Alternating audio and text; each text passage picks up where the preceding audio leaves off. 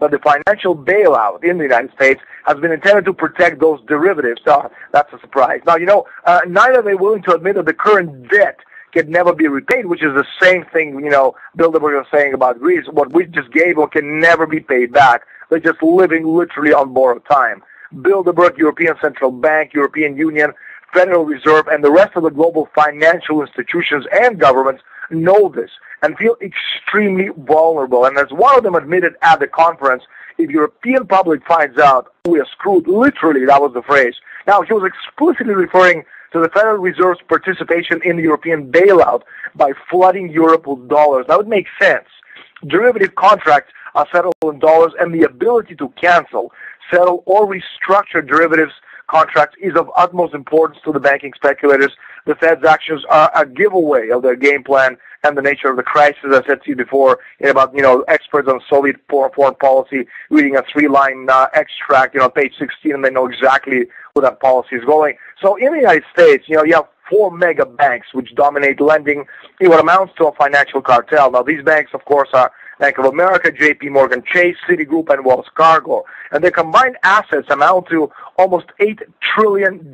That's more than 10 times their assets 15 years ago. Now, the big 4 banks now control over 40% of all the deposits in the United States banking system, half of the mortgages, and 2/3 of the credit cards issued in the United States.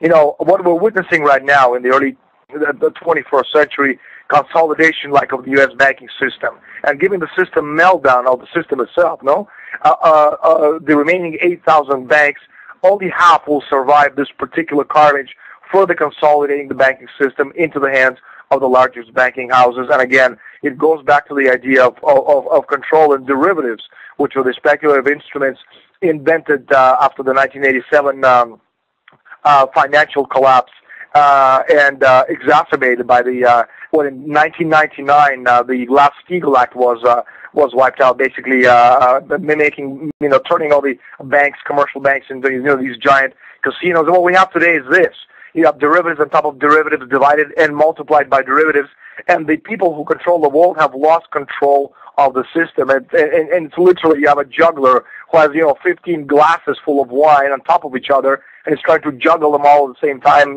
defying gravity. And when the markets fell 10% in 16 minutes on the 6th of May, that was like 4 glasses out of this lot of 30 glasses in the man's hand just crashed to the ground. And they simply can't control the rest. It's just a matter of time before the rest of them collapse. Everyone knows this, and of course they know this. And the sooner people find out, the sooner we actually may be able to save the world economy. Unfortunately, I think people are simply not interested or simply too stupid to understand what's going on. Absolutely. They keep inflating the bubble, and it's going to burst at some point. It's just a question of when. So what's the next domino to fall or the next shoe to drop? I think the Treasury bond market. That's pretty much the next shoe or the last shoe. Just as we thought we're out of the financial bubble woods, a new bubble is starting to burst. Now that's the Treasury bond market and the corresponding surge in interest rates. Now the very latest data suggests the day of reckoning is fast approaching. This is no longer some theoretical potential future event. It is a crisis that could strike with deadly force at literally any time. As of the year-end 2009, there were almost $35 trillion of United States government, corporate, municipal, and other bonds outstanding. By comparison, the entire market capitalization of the broad Wilshire 5,000 total market index for stocks is just under $14 trillion. Translation: the United States bond market is 2.5 times the size of the United States stock market. And among the categories of bonds outstanding, the United States has almost $3 trillion of municipal securities and $2.4 trillion of bonds backed by credit cards, auto loans, and similar assets. Again, the next bubble to drop is the Treasury bond market, and when that goes, I don't even want to think what's going to happen. No one does, but I think we're unfortunately going to find out one way or another. Well, Daniel Estulin, I guess we're just about out of time. Any final thought you'd like to leave the listeners with today? I think, there's still a lot to cover, and information is still coming in fast and furious from the Bilderberg meeting. There's still a lot to cover. Spain is on death row, and that's just a question. Dead men walking, that's what Spain is. just a question of how quickly it's going to collapse.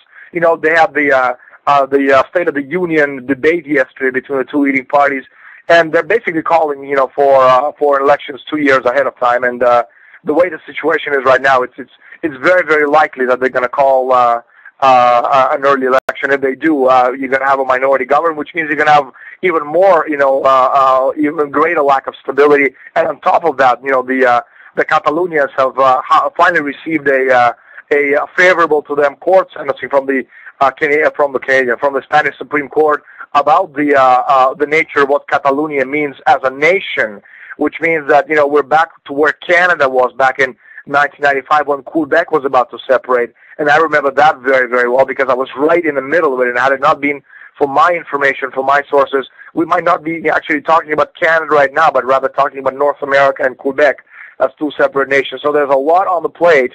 And unfortunately, you know, the people on the other side of the field, the Bilderbergers and their cohorts, they're not so much in the driving seat as they had hoped. And unfortunately, you know, we don't have much control of the situation either, and I don't think anybody really does. So there's, again, you have the bond market, you have the stock market, you have the Greece, Spain, Portugal, you know, the United States. You know, the Germans are making all the right noises for themselves. So it's a mess. The world is a mess. You know, but Spain won the World Football Championship. So, you know, as two big fat guys said, I was in a bar having breakfast the day after. You know, these two big fat guys, and one of them couldn't even close his legs. He was so fat. And he said, "Yeah, we're the champions." Pause, and then he said, "Now what?" Exactly. Now what?